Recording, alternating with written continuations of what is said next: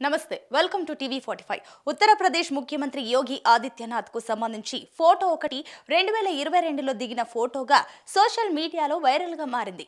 తన పరిపాలన నైపుణ్యాన్ని నిరూపించుకుంటూనే యోగి జంతువులు పక్షులపైన ప్రేమను కురిపిస్తారని ఈ ఫోటో చూస్తూనే అర్థమవుతుంది. ఈ ఫోటోలో సీఎం యోగి తన కార్యాలయంలో కూర్చొని ఉండగా అతని ఒడిలో ఓ పిల్లి వచ్చి కూర్చుంది. ఈ ఫోటోను సీఎం యోగి తన అధికారిక ట్విట్టర్ ఖాతాలో షేర్ చేశారు.